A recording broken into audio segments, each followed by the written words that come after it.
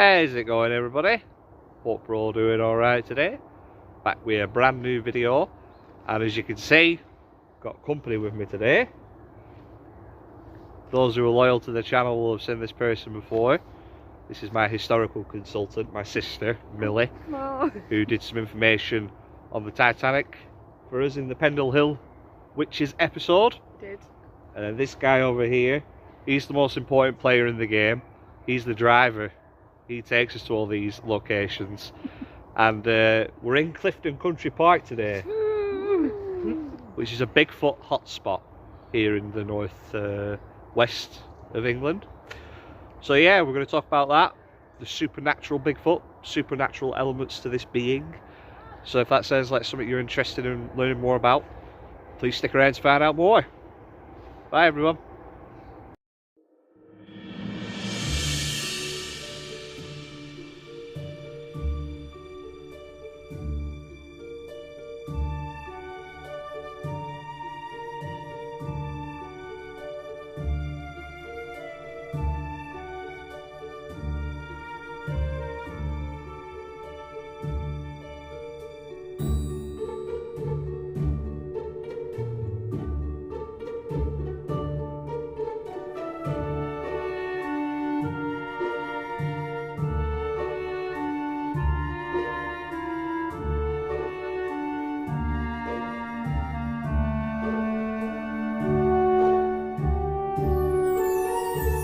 So then, Clifton Country Park.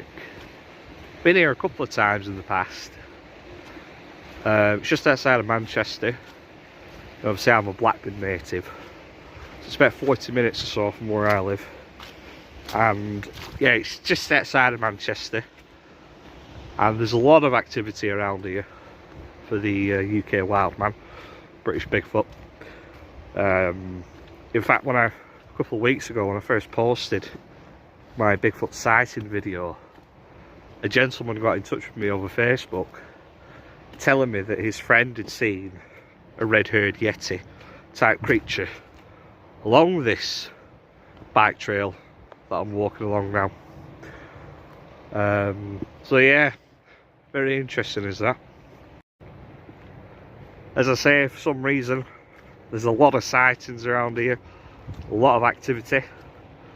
Just up the road from here in Salford, there's been a lot of very notorious sightings of the UK Wildman in an urban park called Buell Hill, which I'm sure we'll talk about at some point in the future. But yeah, for today we're in Clifton, and it's a nice park. It's very much a country park.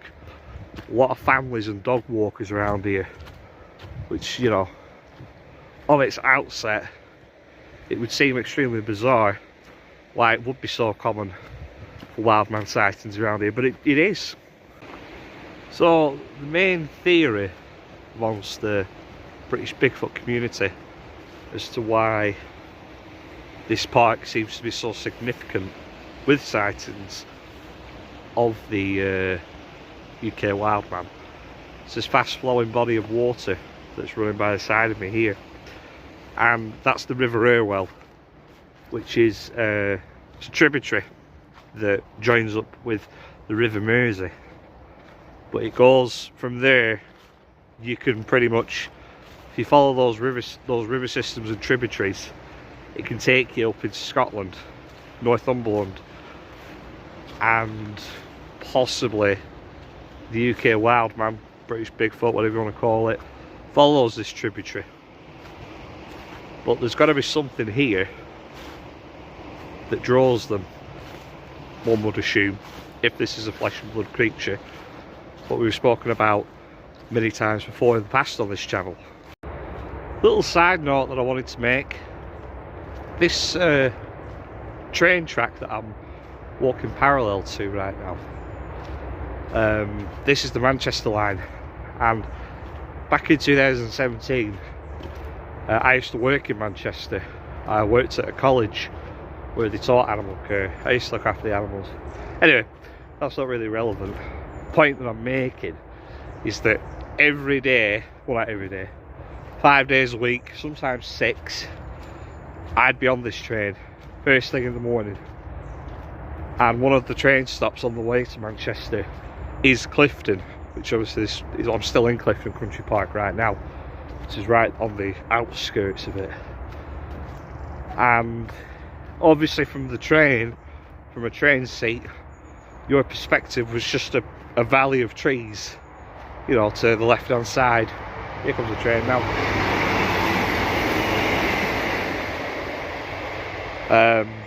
Yeah, it's just a deep valley full of trees, you know, and there have been sightings of, you know, the UK Wildman running across train tracks all across the country. They're walking by train tracks as well, so it makes you wonder, is there any logic to that? Do they use the train tracks as some way, some kind of shortcut, like a highway to get to where they want to go to? Anyway, yeah, it's just funny that I used to practically live on this train line, you know, nearly 4 years on. I'm like well and truly engraved in the quicksand, proverbial quicksand of this subject. So then, this is something that I've not avoided talking about, but it's not really my wheelhouse, is this. I had to do a little bit of research to talk about this today. And that is, what if Bigfoot isn't a flesh and blood creature? What if it's something that's more supernatural? Something that has its, you know, 1 foot in this world, 1 foot in the next. And I'm very open to it, don't get me wrong. You know, nearly 4 years now in this hobby. I would say I lean more towards that argument than I do that this is some sort of undiscovered great ape that's living in our woodlands. My problem is that my brain, because obviously I've been trained in animal behaviour, I have my degree, and I've worked with animals for, you know, nearly 12 years. I'm not going to say I'm a primatologist, I'm no Diane Fossey, I'm no Jane Goodall, but I do know bits and pieces about great apes, and a lot of what the Bigfoot does worldwide, it lines up quite similarly to the behaviour of some great apes. You know, they build nests, they have an omnivorous diet, they have very loud vocalizations, they seem to live in sort of family group orientated tribes, which are all things that chimps, gorillas, orangutans, bonobos and us all do. So what exactly would it mean if Bigfoot was a supernatural creature and not a carbon-based organism like us and so many other species on this planet? It would certainly answer a heck of a lot of questions that a lot of people, including myself, have about this phenomenon. Where are the bodies? Why is a dead one never turned up? Where is the skeletal evidence, the fossil evidence? You know, if this is a paranormal creature, a supernatural creature like a ghost or an extraterrestrial, there won't be any bodies because they can appear and disappear at will. What do they eat? I don't know about you, but I don't think a ghost or an extraterrestrial, excuse me, needs to eat very often. You know, it would explain why 1 or 2 footprints at most is ever found. You know, if they're leaving a footprint and then they can just disappear like that, that would explain that as well quite nicely. One characteristic that is seen in some sightings around the world is the Bigfoot's ability to just suddenly disappear, almost like it turns invisible. It can appear and then just disappear at will. And again, if it was a supernatural creature like a ghost, an extraterrestrial, again, it would certainly explain how they're able to just vanish and appear at will. You know, do these creatures, these beings, have the ability to, you know, hop between different dimensions? Who the hell knows? I think sometimes it's just a matter of perspective. You know, these creatures, these beings, seem to be able to do things. They have displayed extraordinary feats of physical and physiological strength that no animal on planet Earth seems to possess. And again, like I say, with it just being a matter of perspective, it might just require us to look at things from a different point of view to try and answer those questions before jumping straight into supernatural paranormal.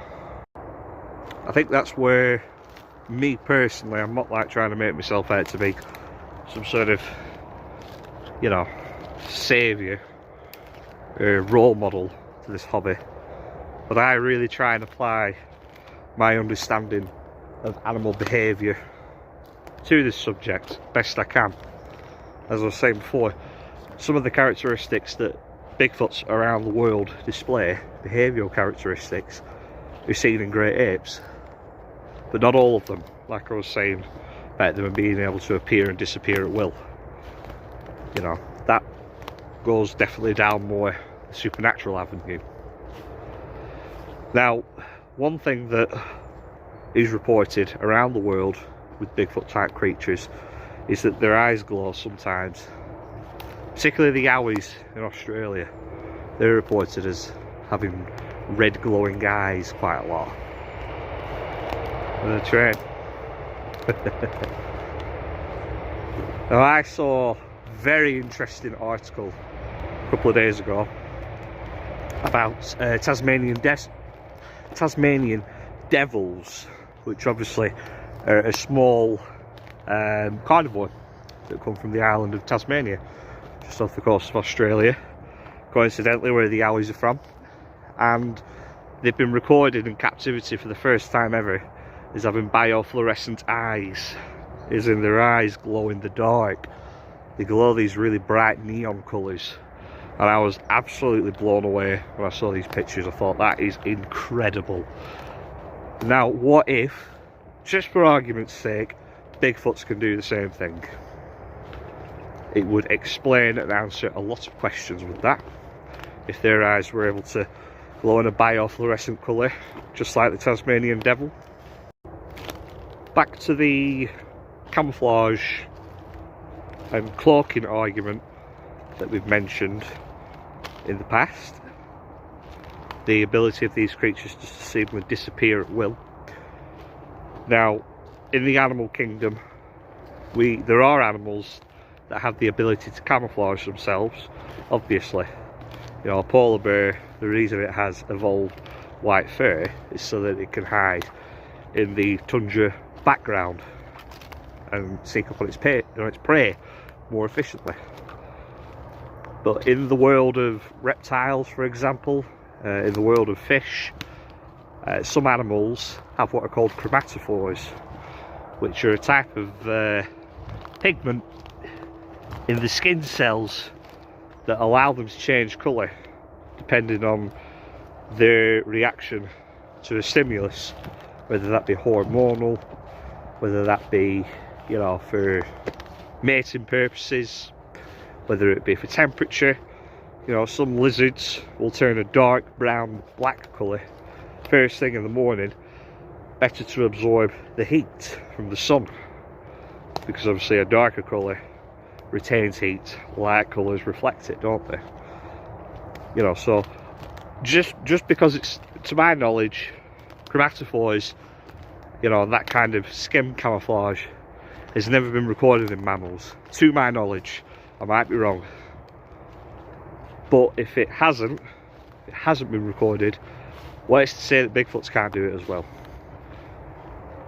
You know, the analogy that us as two separate species of human, we left the forest tens of thousands of years ago when our brains began to rapidly expand, and we have adapted and thrived to invention, to technology. In the same way that we have done that, they've gone the opposite way. They've evolved further and further into nature, into all the capabilities that can unlock within a species. So as I say, who is to say that Bigfoots can't change the colour of their, you know, their hair, their skin? All bets are off at this point. So yeah, another really interesting bit of phenomena when it comes to sightings of Bigfoot type creatures is that when people come face to face with these things, it's almost like the Bigfoots, without even having to speak or vocalise, I should say, make a sound, can almost communicate with the people that are seeing them.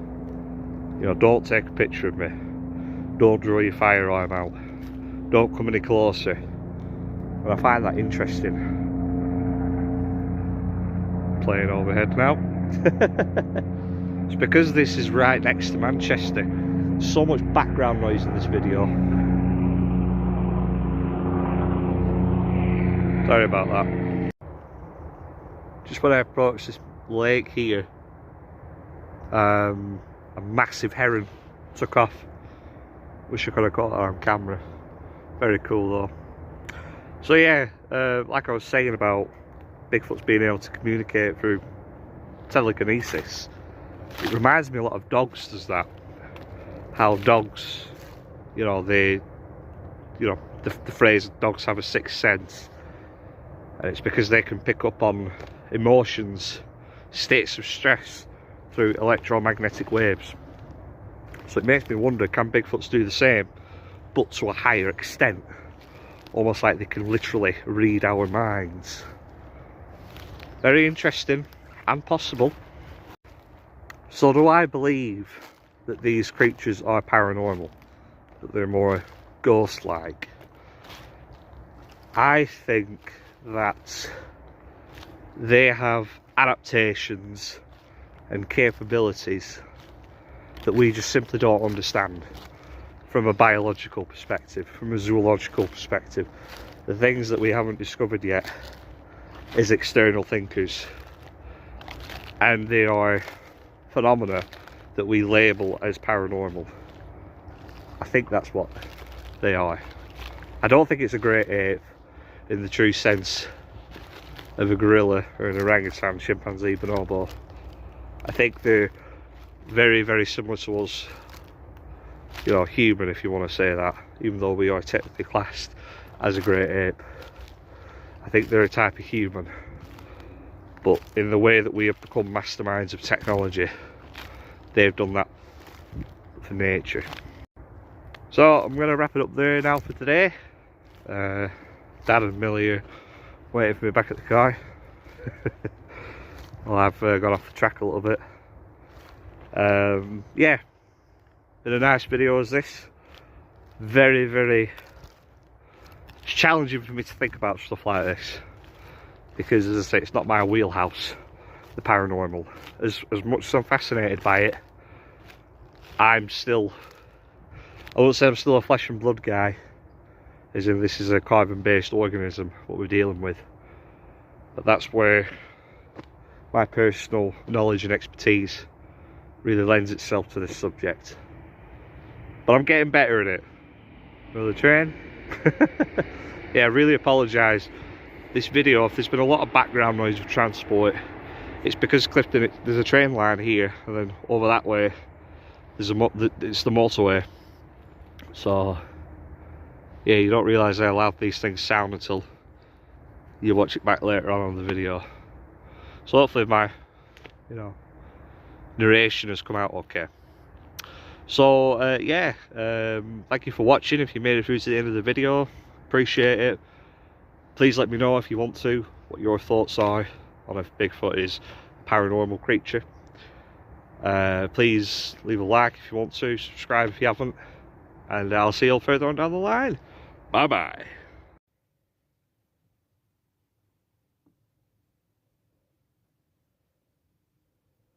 How's it going, everybody?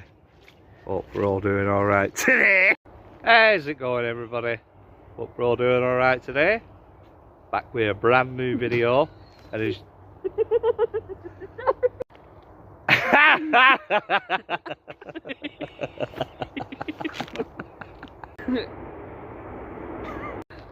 How's it going, everybody? Hope we're all doing alright today. How's it going, everybody? Hope we're doing alright today. Back with a brand new episode. Yeah. What? Don't be silly. Okay. Why are you both laughing? We're not. Because We're it's in a being Bigfoot. We're being very, what's the word? Thoughtful today, because we've come on Oliver's adventures of looking for the Bigfoot. One of the areas where they're known to be seen in Clifton Country Park, just outside Salford.